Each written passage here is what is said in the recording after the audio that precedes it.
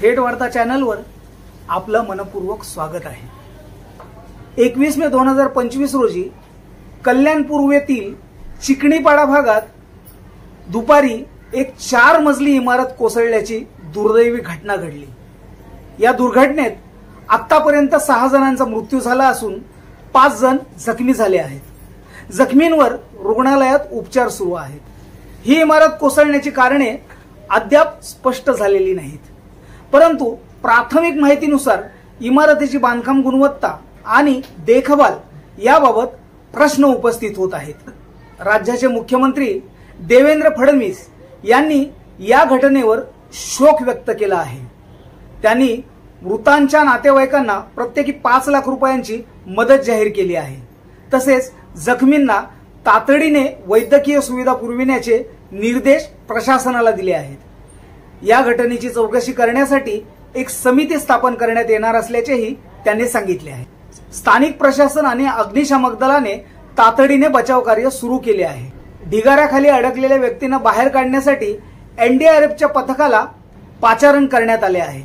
बचाव कार्य अद्याप सुरू असून ढिगाऱ्याखाली आणखी काही लोक अडकले असण्याची शक्यता व्यक्त केली जात आहे। प्रत्यक्षदर्शीने सांगितले की इमारत कोसळण्यापूर्वी काही काळ मोठा आवाज झाला आणि कंपन जाणवले। स्थानिक रहिवाशांनी या इमारतीच्या जीर्ण अवस्थेबाबत यापूर्वीही तक्रारी केल्या होत्या, परंतु त्याकडे फारसे लक्ष देण्यात आले नव्हते असे काहींचे म्हणणे आहे।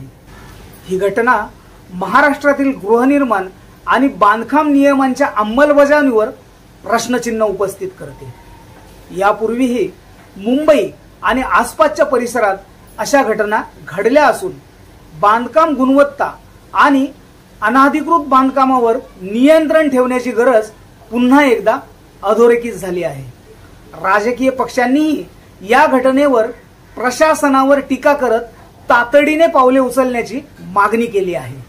अशा घटना पुन्हा पुन्हा घडू नयेत यासाठी शासन प्रशासन ठोस पावलं उचलणार आहे की नाही अशी जनमानसात चर्चा असल्याचं आढळते। पुन्हा भेटूया पुढील व्हिडिओसह नवीन माहिती घेऊन।